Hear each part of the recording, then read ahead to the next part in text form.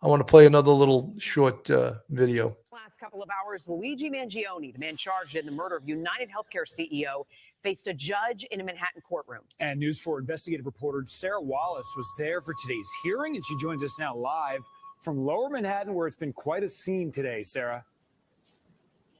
Well, Adam and Natalie, as you know, Luigi Mangione faces both federal and state murder charges. Now, even though the state case is going to go first, he remains in federal custody, and that was the big issue here today. Mangione's defense team argues that he is being treated differently in federal custody.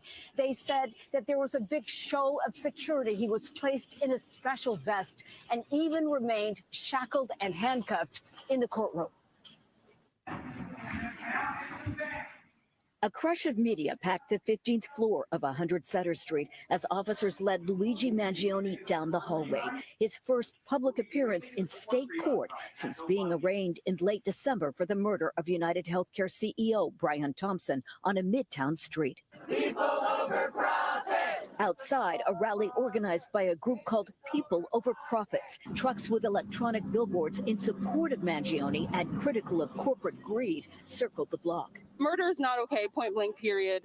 I think the more important issue is the systemic murder of American people through healthcare insurance companies. It's sick and it needs to be changed. Many here sported T-shirts with Mangione's face and don't believe the allegations against him. He's accused, but he's innocent until proven guilty. So I believe he is innocent with all the evidence.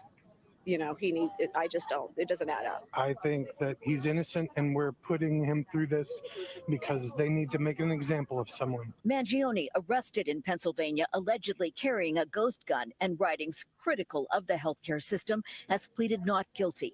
At his arraignment in December, his lead attorney accused authorities of using the 26-year-old as political fodder, including Mayor Adams. He was on display for everyone to see in the biggest staged perp walk I've ever seen in my career.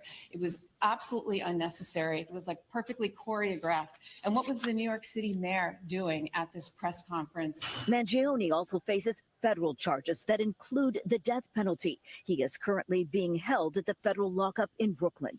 Meantime, money has been pouring in for his legal defense fund. As of today, more than $500,000. Mangione recently released a statement saying, in part, "I am overwhelmed by and grateful for everyone who has written me to share their stories and express their support."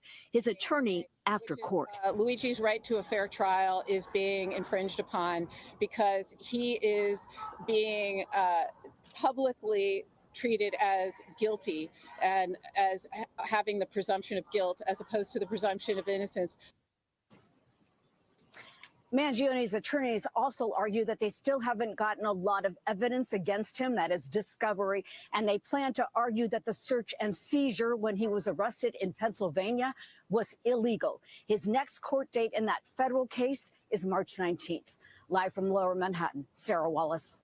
So that's, those are some of the issues that Karen Friedman-Agnifilo is, whether she wins any of these issues, search and seizure issues. She's insisting that the Altoona police in Pennsylvania conducted an illegal search and seizure. I don't know the details. She didn't really enumerate the details on how the search and seizure of Luigi Mangione in Altoona, Pennsylvania was illegal, how they have his manifesto, that the chief of detectives read the manifesto on HBO and she hasn't even seen it yet.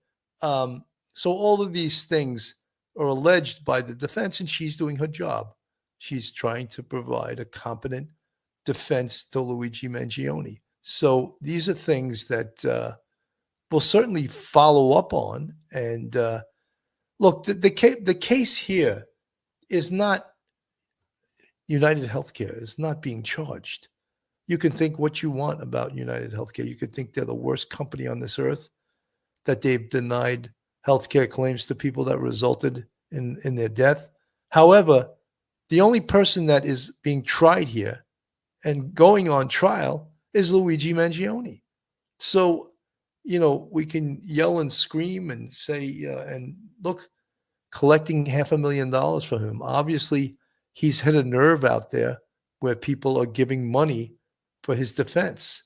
So we will keep following this case as it moves along in the criminal justice system. Some of the things are a little bit bizarre about this, and specifically the fact that it's going to be tried in 3 different jurisdictions. To me, that makes no sense, especially the seriousness of the charges. As I said, if the state charges Luigi Mangione first and I'm just not saying he is going to be found guilty, but say he is, why would the feds follow up and re-prosecute him for the same charges? Are they going to really go for the death penalty at that point? And then if 2 out of the 3 charge, and again, hypothetically, if he's found guilty, why would Pennsylvania, for like the equivalent of low felony charges, charge him? They wouldn't. It's sort of ludicrous. Anyway, folks, I'm Bill Cannon from Police Off the Cuff Real Crime Stories. Thank you so much for tuning in. Have a great night, everyone, and God bless. We'll see you the next time.